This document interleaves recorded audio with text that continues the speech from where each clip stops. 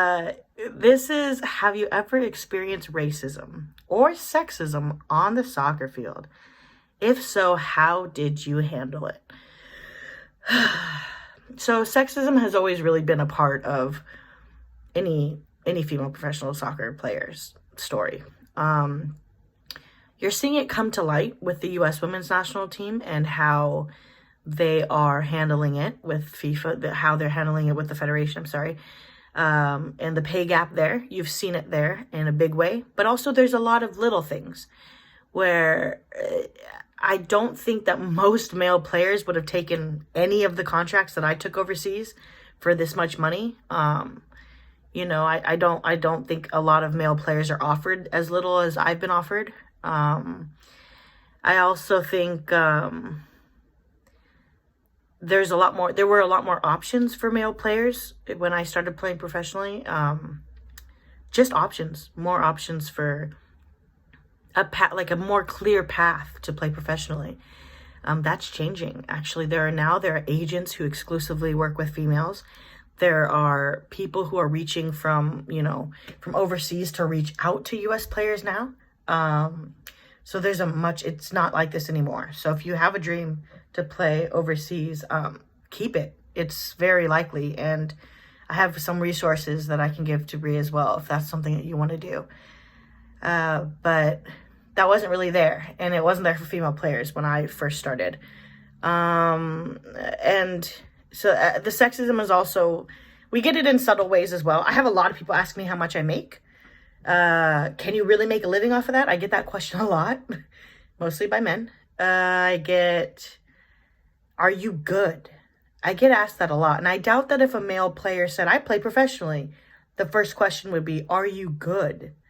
Obviously, I don't think I could make any money in any job that I was horrible at. So I think that's a very condescending question that a lot of people ask me as a female player.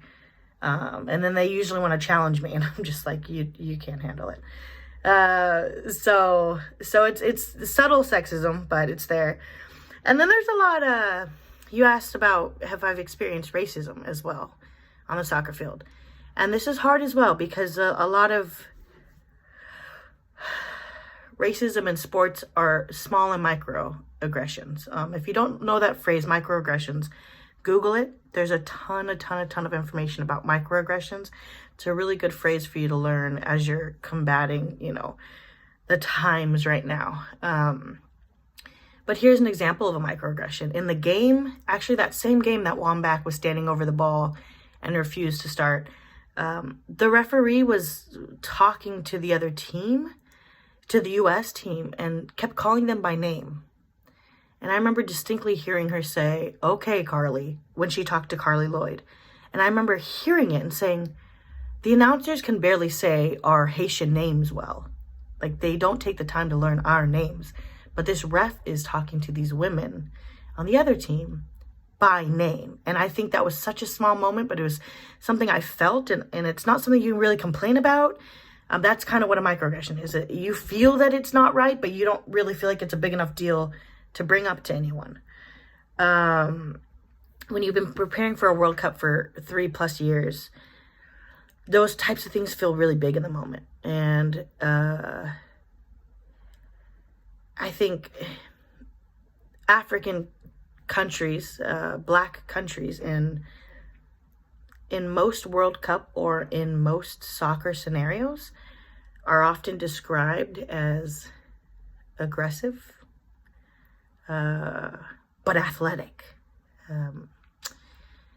And if you've ever played soccer tennis with any of my teammates, you would know that the technical skill that they embody and they have is just like mind-blowing. But that's not what people say about us. They talk about, oh, they're strong, they're aggressive. And that word is even if it's true for some players, it also paints a picture of Black teams before they even step on the field that we're going to use brute force to try to win. Not our feet, not our tactical minds, nothing, but brute force and aggressiveness. And athletic is interesting being called athletic. I got to a point in my career where when someone called me fast or athletic, I felt offended. I didn't know why. And I think it's because I didn't spend every summer of my childhood at soccer camp learning how to be fast, learning how to be athletic. I spent it juggling. I spent it doing, like ring the bell. Like I love the technical aspect of the game. And I was never able to be rewarded by saying, wow, she's technical. Everything I was as a player got wrapped up in my athleticism. I beat her to the ball because I was athletic, not because I anticipated where the ball was going to bounce, because I've, been trained to flip a ball and figure out how the ball bounces. No. I went around a player because I'm fast, not because I did the scissors and went around her. They would never mention my technical ability. Or if, I went into a battle with someone and came out of it stronger, they fell to the ground. I was immediately called aggressive and a dirty player. But I'm 5'2". Like it's very rare that I come out of those tackles, but as the aggressor, you know what I mean? And so I think that it's interesting to walk into a game and already have a label that I will, hurt you before I will respect you as an opponent. It's very hard to start with that over your head. And if you go back and you watch, if you recorded any of the World Cup games, if you go back and you really, really listen to the announcers and you really listen to them, you'll hear a lot of those keywords being used. They're very aggressive. They're going to have to be careful when they play against them. Now, I think that, I also play against my own teammates at training. Are they strong? Yeah. But what player doesn't want to be strong? What player doesn't want to win in a strength battle in a 1v1? I want to be the stronger one. So that shouldn't be seen as such a negative thing, but it is. It's often used as a negative qualifier for African and Black countries when we play in these big venues like this. But it's such a small thing. It's hard to complain about being called aggressive. It's really hard. But I just know that in college, but you're so athletic. Use your athleticism. We're going to hit a ball 50 yards ahead of or behind the back line. You'll get there. You're faster than everyone. But I'm like, well, if you give it to my feet, then I can go around a player and still have the ball at my feet. And I was just never trusted with the skill that I had, but people trusted my speed, and I didn't spend every summer working on my athleticism or my speed. I worked on my technical skill, and I would much prefer to go around someone, eye contact, do a little scissors, smirk on the way, then score a goal, than to catch a 50-yard ball and hit it into a corner. I truly enjoy playing the game. And I like when coaches give me the space and the room to do that instead of just degrading me down to two words, athletic and aggressive or athletic and fast. Yeah. Other times, this is something I've posted recently, which was really hard to talk about for a while. It was maybe I was around 9 years old, and a parent from the other team was walking in front of us, and he kept saying that little N-word, kept doing this, that little N-word. I'm the only Black girl on the field at the time. I was the only Black girl on the field. So there was no doubt in any of the families who were walking. We're all walking to the same parking lot. He's like a stone's throw away from me. And there's no doubt he's talking about me. I had scored multiple goals in that game. And he said it over and over. And his daughter's kind of embarrassed, and we're little, we're young. And I think it's interesting that you asked, how did you handle it? A lot of times we don't know how to handle that. And I was 9. So thankfully my mom was very calm, and she told me, go tell him that's not your name and that your name is Samantha. And obviously 9 years old, I don't understand, but mom tells you to do something. You're like, I got to drive home with her. I should listen to her. So I walked up, and I was really, really nervous. And I tapped him on the shoulder and I said, that's not my name. My name is Samantha. His face went red and white and all these different things. And there was not much more for me to say. So I turned around, we got in our car and we left. And I don't know what that man would have done if I stayed around. I don't know if he learned anything in that moment, but I know that I did. I knew that I learned it's not okay what he was calling me just because his daughter couldn't keep up with me in a game. It's not okay, you know. And it was a good lesson for my mom to teach me, is like, stand up for yourself. And if someone is calling you something, it could be as simple as saying, that is not my name. Call me by my name.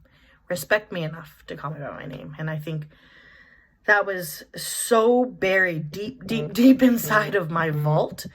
I would not have even recognized that story was inside of me until the state of the world right now. So yeah, that is racism in my soccer career. And I was at 9. And I think since then, the way that my mom has taught me to handle it, she's also my coach. She was my coach most of my life. The way that my mom has taught me to handle it is a phrase she says, talk with your feet. And I think for any player, any age, that's a really, really great advice. So I'm 5'2", so I used to get hit a lot. Or being fast, if you're running at a certain speed and you get, tapped, you're gonna go flying, So my mom would tell me, instead of getting mad, instead of wanting to get back at them with, I'm gonna kick her, she kicked me. That's not the way we approach it. I was taught that I'm gonna use my skill to get back at someone. So you hit me, you clip me from behind. Next time, I'm going to do a move so you don't have time to clip me. You don't have time to do anything. I'm going to pass around you faster so you don't even come in contact with me. I'm going to use my feet, talk with my feet. I'm going to score on you because you think that you can foul me with no repercussions. Repercussions not going to be me hurting you back. I'm just going to score now, or I'm going to make a move around you, or and that's the enjoyment that I got a lot from that phrase, talk with your feet. And so, sorry, my husband's texting me. I'll be with you in a sec.